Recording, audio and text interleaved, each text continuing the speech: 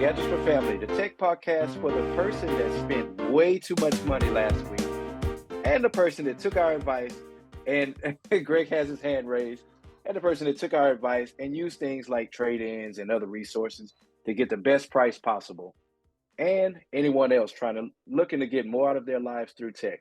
I'm your host, Jay Benjamin. All right, so let's jump into some watch stuff. And when I saw your notes, these were some of the things that I've learned too. So I was like, okay, let's just go with this. I think this is enough to be able to talk it through. And so let's start with some of the questions that we had. And I think you and I both had this question: will the new Ultra, the modular watch face, will it be available on the Ultra One? And you found out, Yeah, yes. It's awesome. Did you try it? yeah, I did. So I mentioned before that I was happy with the portrait watch face and scrolling through the widgets. It made me use that more. But no, I have to admit, when you messaged and said that it was available, I switched and it's been great. So Yeah. I've I think I'd been use using it. that. I think it would be my default even over the Wayfinder going forward. Yeah, I do like an analog watch face, so that's the only thing about that one is it's digital, yeah, but I do like the flexibility of it. I'm not sure if it's available on the regular watches. I haven't checked Karen's yet to see. Um, she's got a Series 7, so I'll have to check it at yes, some point to see. But yeah, I love it. If I didn't have Snoopy on, that's one that I think will be on. But I'm still on the Snoopy watch face. And by the way, I did research this. I haven't seen it happen yet. Snoopy is supposed to interact with the weather. So I'm going to wait and see what hmm, happens when it snows here and see yes, if I get snow on the watch face, right? And then that also would be cool. apparently if you're working out, it's supposed to be physical stuff.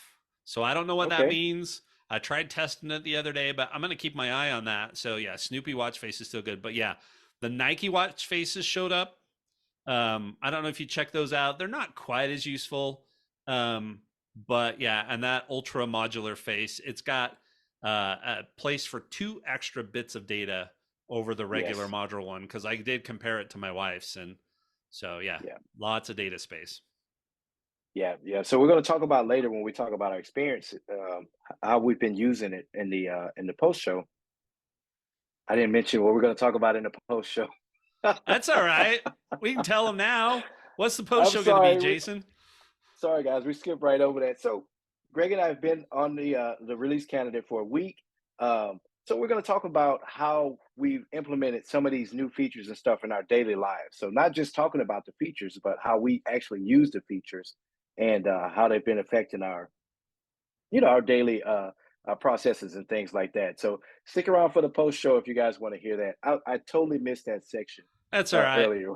That's all right. We'll just make sure we lay it out in the summary in the show notes. So Yeah, yeah.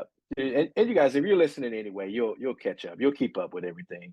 So, but a spoiler for that is yeah, this new Ultra the modern modular watch face is kind of a blessing and a curse in disguise. So we'll talk more about that. But yes, really cool watch face. I love it. what they need to do is let Snoopy bounce around on the modular watch face. That would be That awesome. would be cool. Yeah, that would. So another question that we had, and this was right out of the gate, right when I saw this feature, I was like, I hope it's coming to the Ultra One. And that was, will we have the ability to use double tap on the Ultra One? And Greg, you wanna answer that question for us? Yeah, the answer is no. And Womp womp. I know, womp, womp, womp. But Yeah. this was one of the reasons I was considering updating. But what I have seen is a lot of the press and a lot of people that have had access. I want to see what happens with the reviewers that come out today. Mhm.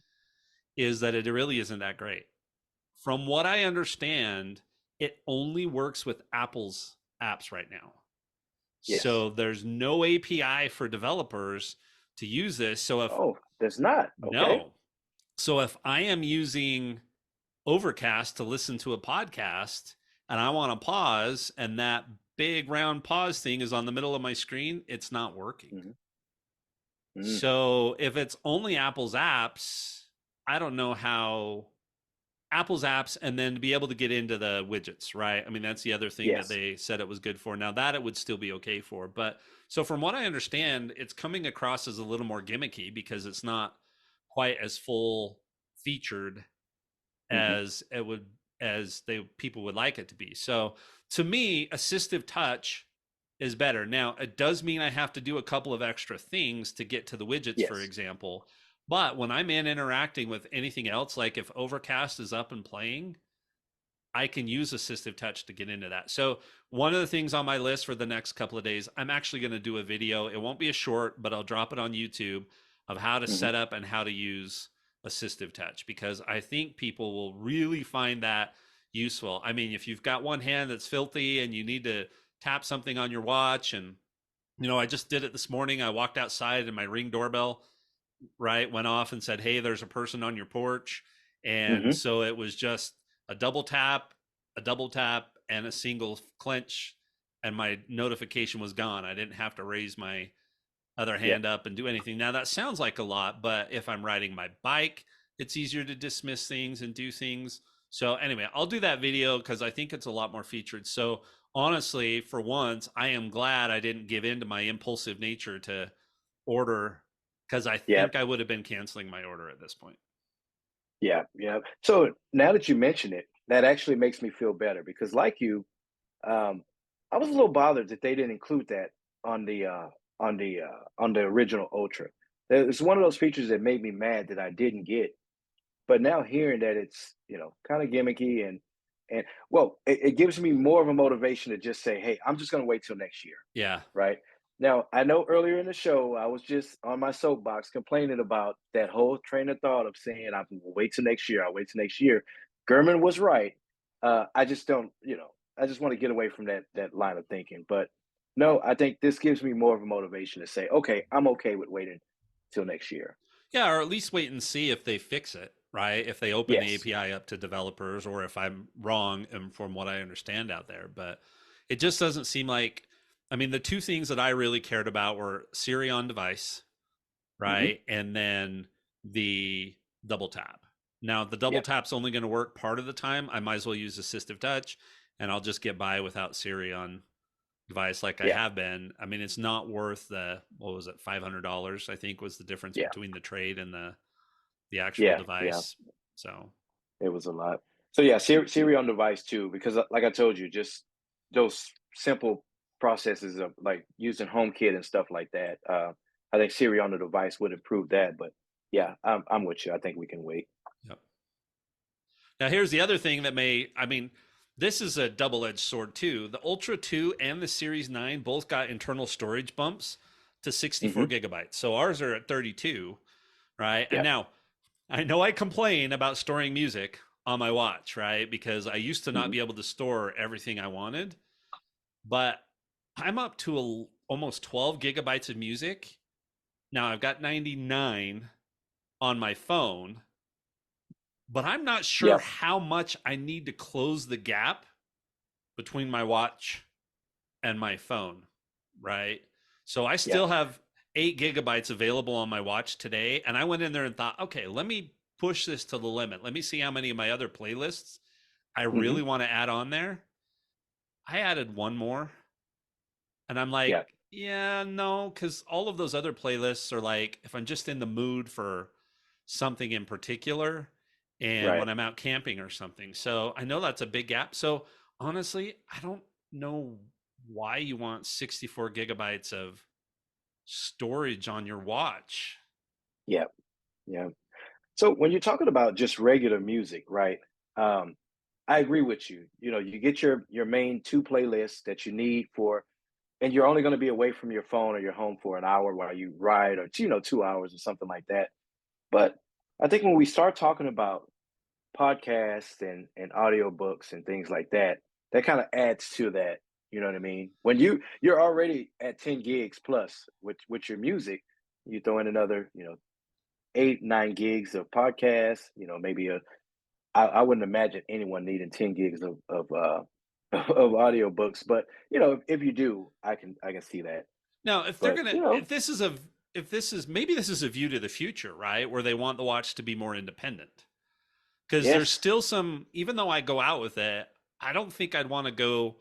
I had this vision originally with the Apple Watch that if I went to the amusement park for a whole day, I just leave my Hmm. phone at Yeah. home, right? Because you're always worried about it falling out of a pocket when you go upside down on a roller coaster or something like that. And, Yeah. you look when you're out over the water on those roller coasters, you look down and there's like 4 iPhones sitting down in the water there, right? You're like, yeah, I don't want that to be mine. But I don't know. I don't know that I'd want to do it for a whole day. One, the battery life's not good enough on cellular Yes. only, even on the Ultra.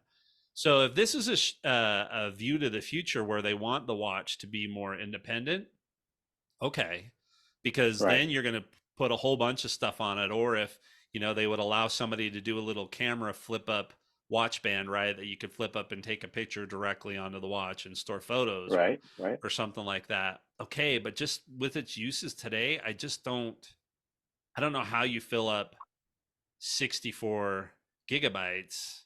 Hmm. um so I don't know. Yeah. It's a lot. It's a lot. But like we mentioned earlier, removing the iPhone from the center of your iOS environment. What if the watch was your center? You Yeah, would need it to have more storage, even though you had your other devices and things like that. So yeah, yeah, I think it is kind of a preview of the future. And good on them doubling it like that without raising the price, yeah, right? I think that was a good move by Apple. yeah. I mean, we'll see next year what they do again, right? And yeah, I mean, it's always good to have some space. I just was having a hard time from an upgrade standpoint. This would not push me to upgrade right now because I'd look at it and go, yeah, I don't need the extra space at the moment. Yeah. All right, guys. Well, thanks for listening. And last week we said we'll see you on Mars, but did you see the commercial with the space and all of that? The I little the did little short that not. they had. It is really cool. So they're really pushing that thing. So again, if we don't see you on Mars, we'll see you on Jupiter, All guys. right. Till next week. See you next week.